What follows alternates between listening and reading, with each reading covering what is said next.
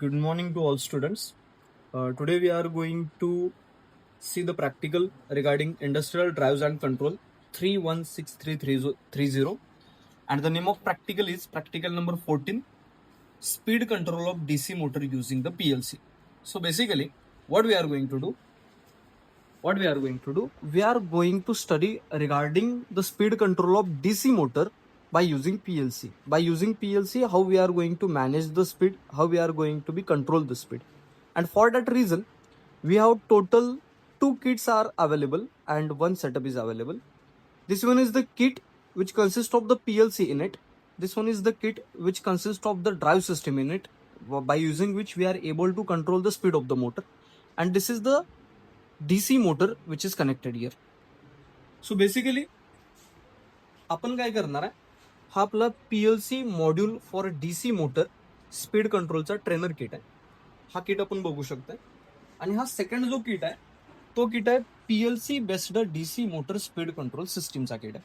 आणि त्याला कनेक्टेड असलेला हा आपला मोटर आहे. आणि या मोटरचं स्पीड कंट्रोल आपण या PLC ला यूज करून कसं करायचं हे आपण या प्रॅक्टिकलमध्ये बघणार आहे. जर तुम्ही मॅन्युअल मध्ये बघितला तर या मॅन्युअल मध्ये तुम्हाला दिसेल हा आपला PLCचा तो ट्रेनर किट आहे जो आपण इथं बघितला आता. आणि हे आपलं ऑब्झर्वेशन टेबल आहे. आता ऑब्झर्वेशन टेबल मध्ये आपल्याला काय रेकॉर्ड करायचं आहे, PLC अॅनालॉगचा आउटपुटचा व्होल्टेज आपल्याला बघायचं आहे आणि त्यासोबत मोटरचं स्पीड बघायचं आहे. हे कधी बघायचं आहे, ज्यावेळी आपण रिमार्क देणार आहे की आपला मोटर लो स्पीडला आहे, मॉडरेटला आहे, मीडियमला आहे, हायला आहे आणि मॅक्झिमम स्पीडला आहे. हे आपण कसं ठरवणार, तर त्यासाठी आपल्याकडं स्पीडचं एक इंडिकेटर आहे जो आपल्याला इथं दिसेल. इथं आपल्याला दिसते this one is the Y0 low speed, moderate, Y2 medium, Y3 high and Y4 maximum. If the motor speed is low, then it will indicate the Y0. If moderate, then it will indicate the Y1 and likewise that it is going to be continue. अशा पद्धतीने हा काय होणार आहे, इथं continue होणार आहे. Basically जर आपण याचं कनेक्शन बघायला गेलो तर या कनेक्शन मध्ये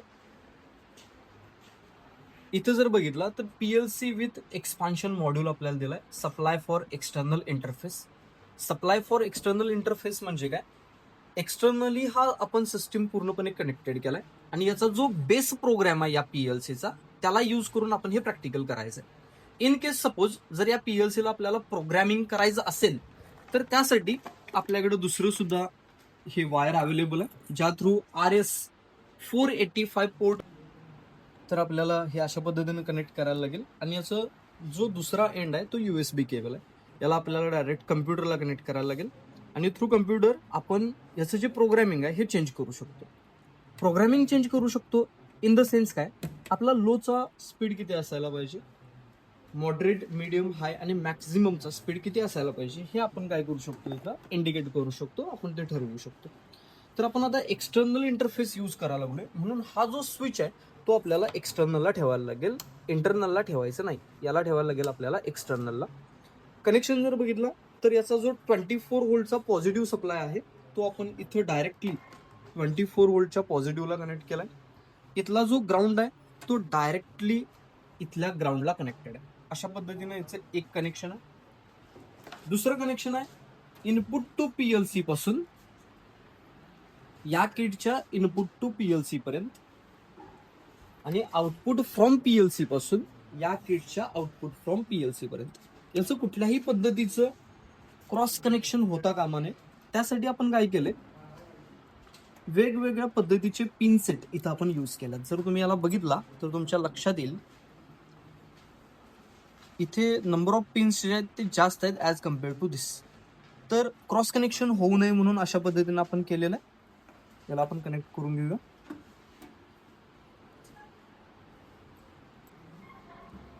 त्यानंतर हा आपला एक्सटर्नल मोटर किट आहे. इथं आपण प्रॉक्झिमिटी स्विच यूज केलाय, म्हणजे प्रॉक्झिमिटी सेन्सर आपण यूज केलाय. हा प्रॉक्झिमिटी सेन्सर कशासाठी यूज केलाय, तर हा जो मोटर रोटेट होईल त्यावेळेचं स्पीड मेजरमेंट करण्यासाठी RPM मध्ये हा प्रॉक्झिमिटी स्विच आपण यूज केलाय आणि तो आणून आपण डायरेक्टली कनेक्ट केलाय from proximity sensor speed सेन्सरला connect केलाय, जो आपल्याला या डिस्प्लेवर स्पीड इंडिकेट करेल. दुसरं आहे कनेक्शन तो मोटरचा आहे. म्हणजे हा जो कनेक्शन आहे तो डायरेक्टली टू डीसी मोटर आहे. तर डीसी मोटरला हा डायरेक्टली कनेक्शन इथं कनेक्ट करून घेतलेला आहे. तर बेसिकली हे आपलं पूर्णपणे सेटअप आहे. जर आपण बघितलं तर आपल्याला स्पीड एक मेजर करायचं आहे, दुसरं मेजर करायचं आहे अनॉलॉगचा आउटपुटचा व्होल्टेज. तर त्यासाठी आपण हा मल्टीमीटर यूज केलाय.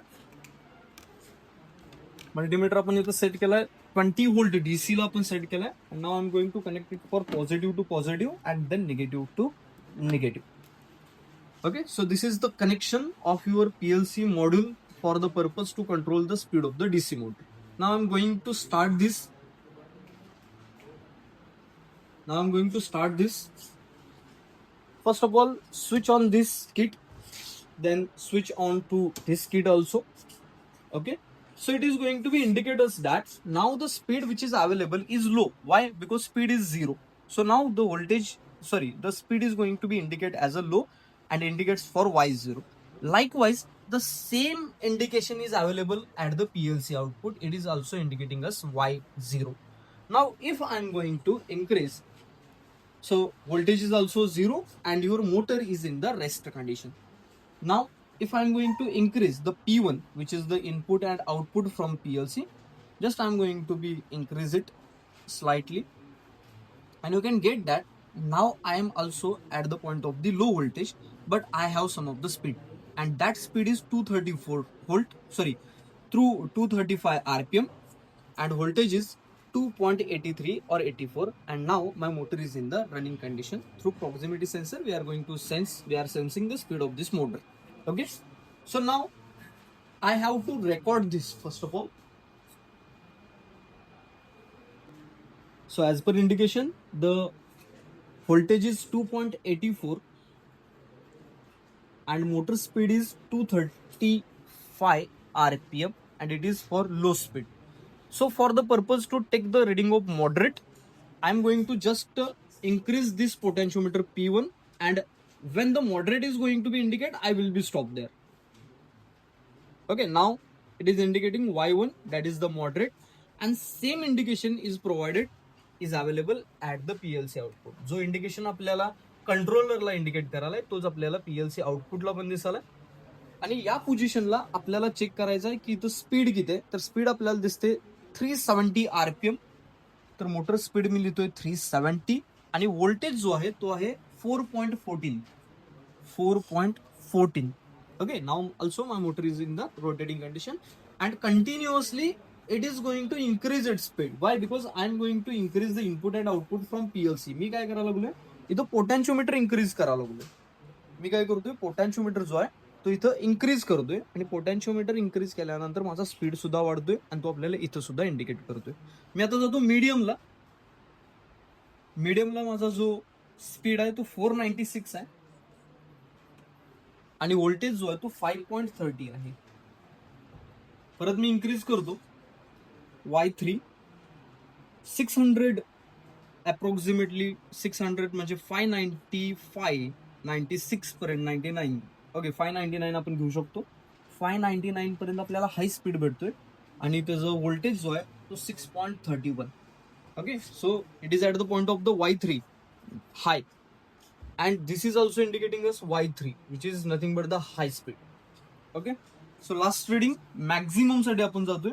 मॅक्झिममला जो स्पीड आहे तो 826 पर्यंत आपल्याला इंडिकेट होतोय. 826. जो करंट आहे जो व्होल्टेज आहे तो 8.50 वोल्ट पर्यंत आहे. ओके, तर आपल्याला दिसेल की जो स्पीड आहे तो स्पीड सुद्धा इथं इन्क्रीज झालेला आहे. प्रॉक्सिमिटी स्विच जो आहे तो फास्ट मोड मध्ये ऑन आणि ऑफ होतोय, आणि तिथं स्पीड सुद्धा आपण चेक करू शकतो. ऍट द एंड आपलं कन्क्लुजन काय आहे एक्सपेरिमेंटचं कन्क्लुजन असं आहे की PLC ट्रेनर किट यूज करून किंवा PLC यूज करून सुद्धा आपण काय करू शकतो, या DC मोटरचं स्पीड कंट्रोल करू शकतो. आपल्या सब्जेक्टचं नाव काय, electric drive is nothing but the speed control और motion control of the motor. तर तो मोशन कंट्रोल, तो स्पीड कंट्रोल आपण कशा पद्धतीनं करू शकतो बाय युझिंग PLC, तो आपण इथं इंडिकेट केलेला आहे. Okay, thank you very much.